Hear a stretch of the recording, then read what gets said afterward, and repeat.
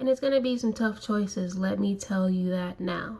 But it's a part of the journey of loving yourself and listening to yourself and aligning yourself with your higher self.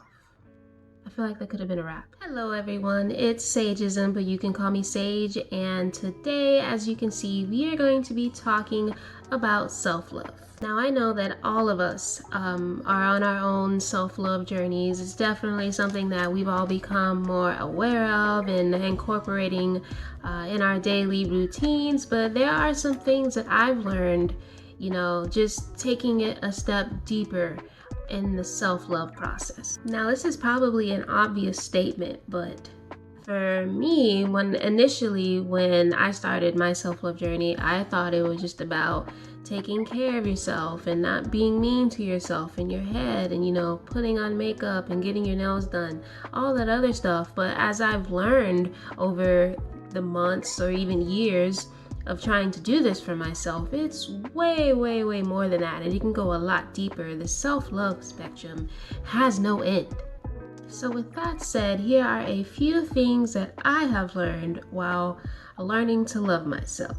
Number one, it's actually a journey. Now hear me out, because obviously when people say self-love journey, the meaning of journey is implied, but I didn't really fully internalize that when I heard it. In my head, I thought that there was inevitably a destination that I would be reaching once I learned myself. For instance, I thought once I learn to embrace the bad that I am, I will feel confident in every single thing that I do, and all of a sudden the world will be at my fingertips and I'll be able to accomplish all these goals and dreams because I finally learned the secret sauce of learning to love myself, right? No. I was so focused on the end goal of loving myself that it took me a while to realize that loving yourself is the journey and it never stops. You never reach a point where you feel like you've made it. You know what I'm saying? Does that make sense? So yeah, that was something that I learned, that it's really a process. We are the process and never the destination. Otherwise, if you're always just focused on the destination, it defeats the purpose of being in the process. Something else in regards to it being a journey is that the process is not linear. There are going to be days where you feel like you've taken 5 steps backwards and you just hate the way your feet look, or that spot on your nose is really just irking you today, or even where you feel like you wake up and today you're just not feeling up to that standard that you had yourself at yesterday. And that's okay. The process isn't linear. There's going to be ups and downs. You might feel like you're going backwards and you're going forwards. But part of that self-love and acceptance is accepting all of that, the ups and the downs, that no matter what, you're still here with yourself.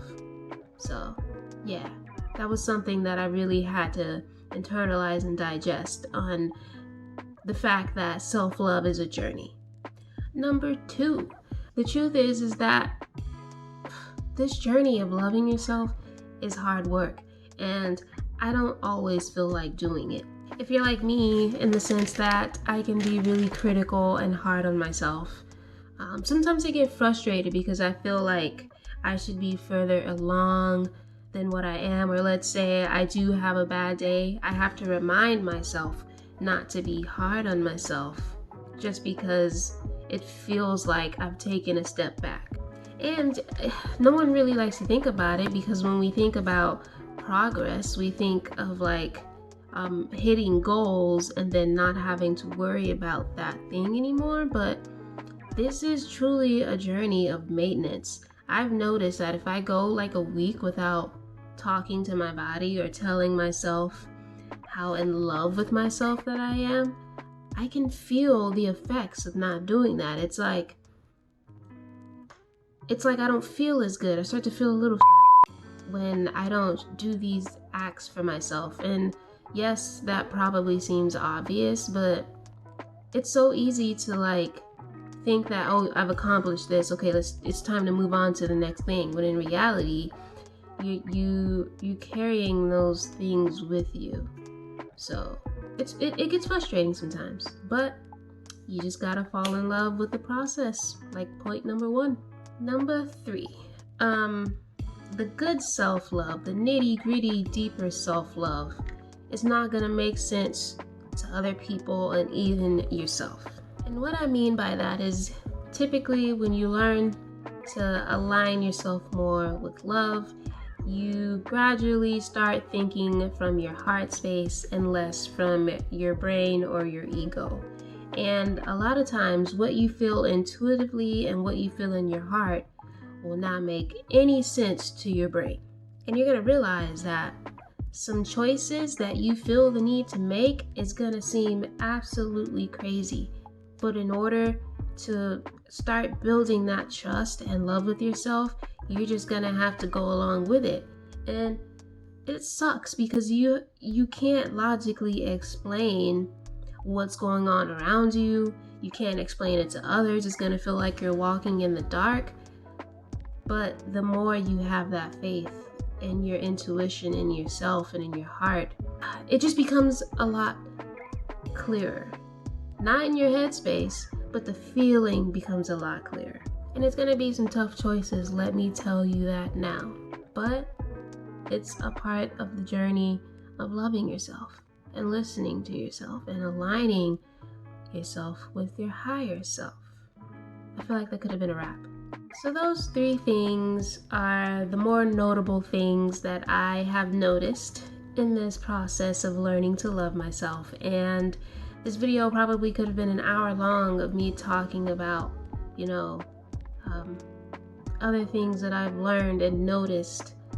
But even though this process may be frustrating, that it might be a never-ending journey, or you might have to make some choices that are scary, that are difficult, it's worth it.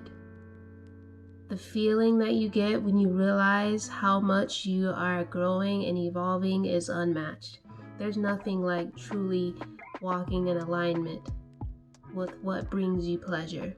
If you are having any doubts, if you're feeling scared, if some days you wake up and it freaking sucks, it's okay, because it's all a part of the process. You should be feeling that way.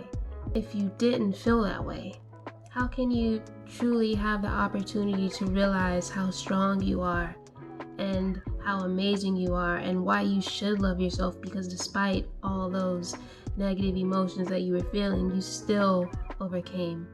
You're building rapport with yourself. Did I say that right? Rapport. You're building confidence within yourself, and you're learning to trust yourself and spirit, the divine, or whatever else you may believe. So that's it, ladies and gents and everyone in between. I hope you enjoyed this little chit chat. If you want to know more in depth what I'm doing as far as my self-love routine, let me know. I've been doing some interesting things, and so I would be more than happy to share that with y'all. But yeah, that's it for this video, and I will see y'all next time. See ya.